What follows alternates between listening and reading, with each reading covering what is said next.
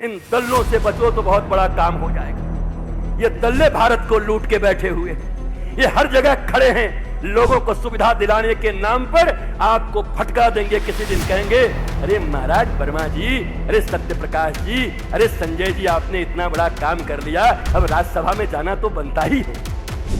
ये फंसा देंगे आपको। रामकृष्ण परमहंस ने कहा कि आदमी बच सकता है कामिनी और कांचन से, लेकिन वो आदमी जो कामिनी और कांचन का भी त्याग कर दे, नाम और यश से नहीं बच पाता।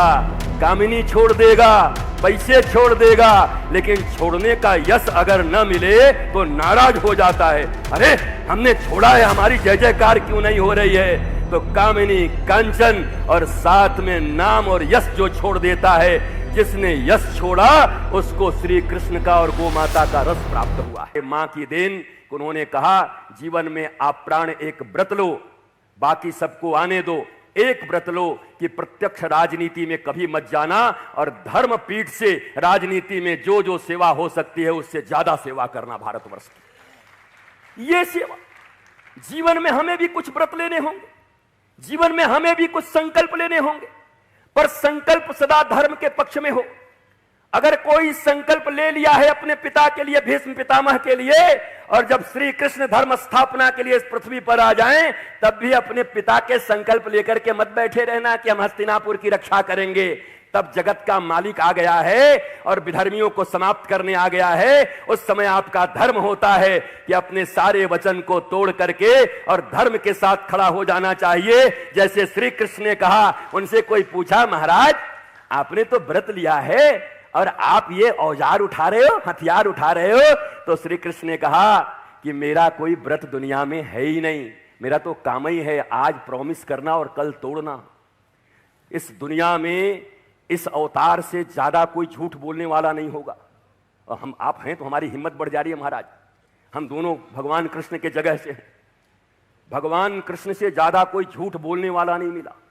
भगवान कृष्ण से ज्यादा जिसे दुनिया में लोग छल कहते हैं, छल करने वाला नहीं मिला।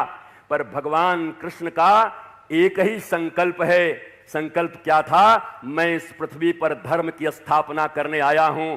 लाल को लाल कहना सत्य नहीं होता, बल्कि लाल को औरंगी कहने से, ऑरेंज कहने से अगर लाखों लोगों का जीवन बच जाए तो उसे सत्य कहते हैं। शब्द सत्य नहीं होता, सत्य उद्देश्य होता है। What's your process? It's not important. What's your motive? It's more important. आपका मोटिव क्या है? आपका उद्देश्य क्या है? आपके प्रोसेस क्या है? यह ज्यादा फर्क नहीं डालता। उद्देश्य क्या है? आप सब कुछ करते हुए भी मैं एक बात और कहना चाहता हूं। मैं पूछता हूं, क्या इस पृथ्वी पर हमारे धर्मशास्त्रों में लिखा है, हिरण्याक्ष और हिरण्यकश्यपु ने जैसी तपस्याएं की, तुमको एक तपस्वी मिला आज तक ऐसी तपस्या करने वाला? बताओ। हिरण्यकश्यपु ने जब तपस्या की तो उनके शरीर में दीमक लग गए। दीमक। अगर तपस्या से ही भगवान प्रसन्न होते हैं और तपस्या करने वालों को साधु कहते हैं, तो हिरण्यकश्यपु से बड़ा साधु आज तक इस पृथ्वी पर कोई पैदा नहीं हुआ। तपस्या तो उसने की, शरीर को उसने गलाया, परिश्रम धी को मिटाना इसलिए मार दिया गया। तुम कितने बड़े पुजारी और तपस्वी हो, इससे कोई फर्क नहीं पड़ता। एक से हमने पूछा, भैया तुम सुबह क्या करते हो? बोला हम 2.5 घंटे पूजा करते हैं। बोला बड़ी अच्छी बात। उसके बाद क्या करते हो? बोला उसके बाद जो हमारा 21.5 घंटा बचता है, भारतीयों का खून चूसता हूं घूस ले लेके। 2.5 घंटे का प्रहलाद है और 21.5 घंटे का हिरण्यकश्यपु बना हुआ है। तो भगवान के यहां भी न्याय की तराजू है। 2.5 घंटे का फल 2.5 घंटे के लिए देंगे और 21.5 घंटे के लिए नरसिंह को प्रकट करके फड़वा देंगे। तुमको भी किसी दिन फाड़ दिए जाओगे, समाप्त हो जाओगे उसी दिन। तुम क्या सोचते कि तुम परमात्मा को भी धोखा दे दोगे, अपनी आत्मा को भी धोखा दे दोगे, लोगों को धोखा देते देते प्रकृति को भी धोखा दे दोगे। अब प्रकृति तुमसे बदला ले रही है। तुमने प्रकृति को नोचा, तुमने प्रकृति को बर्बाद किया, अब प्रकृति तुम्हें घुटनों पे लाके खड़ी कर दी है। उड़ाओ कितने हेलीकॉप्टर उड़ाओगे और डालो कितने ब्रेड के पैकेट डालोगे। है शक्ति तो जल के इस प्रलय को रोको, है शक्ति तो भूकंप के प्रलय को रोको, तुमने प्रकृति जो परमात्मा की अंग है या वही परमात्मा है ऐसा भी लोग मानते हैं। ये नदियां कौन हैं? ये नदियां परमात्मा की नस नाड़ियों में बह रही लहू हैं, खून हैं, रक्त हैं। तुमने उनको दूषित कर दिया, परमात्मा के रक्त को। ये वृक्ष खड़े कौन हैं? ये वृक्ष परमात्मा के शरीर पर खड़े, जैसे ये रोम है हमारे रोम, इसे कोई पकड़ के खींचे तो बाप बाप चिल्लाओगे। तुमने परमात्मा के रोम को नोच दिया, मंदिरों में मूर्तियों की केवल पूजा की और परमात्मा के रोम रोम नोच डाले।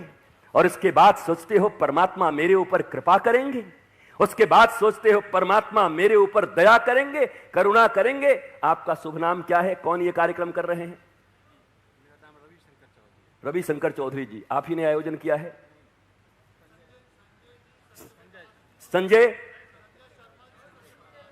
संजय जी और सत्य प्रकाश जी, आपसे भी कहता हूं, भारत मां के लिए, गौ माता के लिए एक बड़ा प्रकल्प लिया है, पर मेरी बात मान लेना, दलालों से सावधान रहना। अपने बल पर खड़े होना, आज इतना बड़ा खड़ा किए हो, गौ माता के आशीर्वाद से सब कर देंगे। दल्ले अगर आसपास आए और कहें हम तुमको ये दिला देंगे, ये मिला देंगे, वहां सीएम से मिला देंगे, वहां पीएम से मिला देंगे, कुछ नहीं। इस भारत माता की सत्ता में भगवान ने कृपा करके भी ऐसे लोगों को बिठाया है कि जो गौ माता की सेवा करेगा वो सारे लोग आपका समर्थन करेंगे और आप गौ माता के लिए काम कर पाएंगे। इसलिए दूर रहिए नेम एंड फेम से। रामकृष्ण परमहंस ने कहा कि आदमी बच सकता है कामिनी और कांचन से, लेकिन वह आदमी जो कामिनी और कांचन का भी त्याग कर दे, नाम और यश से नहीं बच पाता। कामिनी छोड़ देगा, पैसे छोड़ देगा, लेकिन छोड़ने का यश अगर न मिले तो नाराज हो जाता है। अरे हमने छोड़ा है, हमारी जय जयकार क्यों नहीं हो रही है?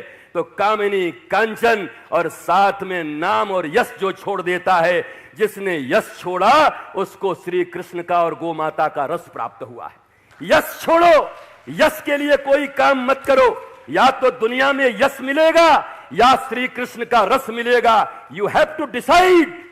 तुम्हें यह डिसाइड करना पड़ेगा कि तुम क्या लोगे। केवल यश लेना चाहते हो? अरे श्री कृष्ण जिनके घर में प्रकट हुए और प्रकट होकर के चले गए मां यशोदा के पास, जरा सोचो, जन्म जहां से लिया, जिस जेल में, जिस कारागार में, देवकी के पास, वहां न रहे, वहां से निकल के कहां चले गए?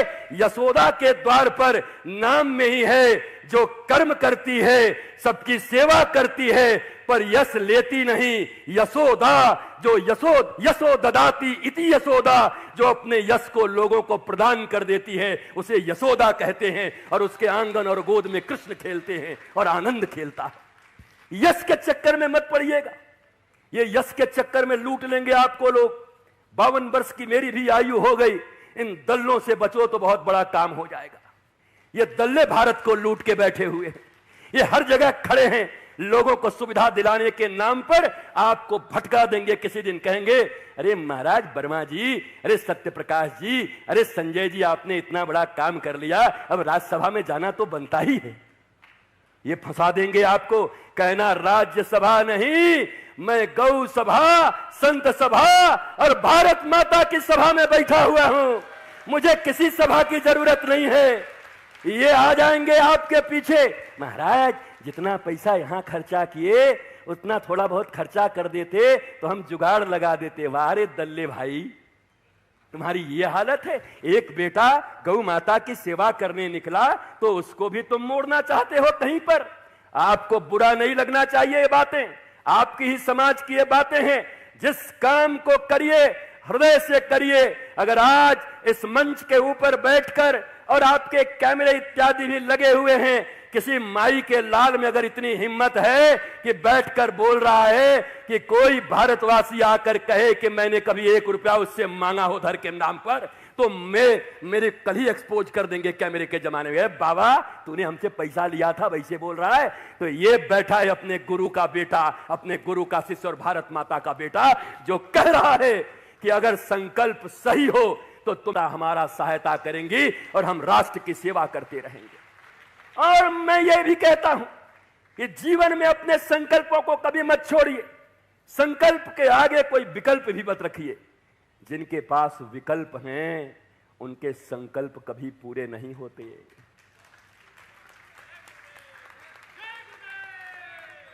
इसी भारतवर्ष में कलराज जी बचपन से लेकर आज तक भारत माता की सेवा करने वाले कई कार्यकर्ता, मान मिले अपमान मिले सम्मान मिले, लेकिन भारत माता की अस्मिता से समझौता नहीं किए। लेकिन कई ऐसे मेढक हैं जो रातों रात इधर से उधर हो जाते हैं।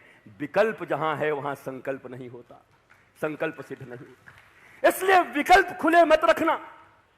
एक ही संकल्प है, मान मिले सम्मान मिले अपमान मिले। हो सकता है राष्ट्र के किसी राष्ट्र नायक से जो भारत माता की सेवा में लगे हैं, आपसे उनका संबंध अच्छा न हो, आपको वो भरी सभा में न पहचाने, बगल से निकल जाएं, पर उनको भी आप उनके लिए प्रार्थना करेंगे और उनकी जय जयकार करेंगे कि मेरे लिए नहीं, भारत माता का बेटा भारत माता के लिए काम कर रहा है। इतने ज्यादा स्वार्थी होने की जरूरत नहीं। हमारे तरफ कोई नहीं देखे तो रातें भर में निष्ठा बदल जाती है, चोर है बेईमान है, ये क्या बोलेगा। अरे तुम्हारी निष्ठा, तुमको पहचाना नहीं, गले में माला डाला नहीं, तुमको नाम लेके पुकारा नहीं। कई बार मंचों पर ऐसा होता है, मंच पर अगर नाम लेके न पुकारो तो आदमी ऑर्गेनाइजेशन त्याग देता है। हमारा नाम नहीं आया, हम इतने साल से नहीं रहना हमको यहां पर। अब बताओ, नाम के लिए मरे जा रहे हो? इस दुनिया में तो एक ही नाम है, सत्य नाम, ईश्वर का नाम, जो सबका बेड़ा पार करता है। बाकी नाम के लिए क्यों मर रहे हो?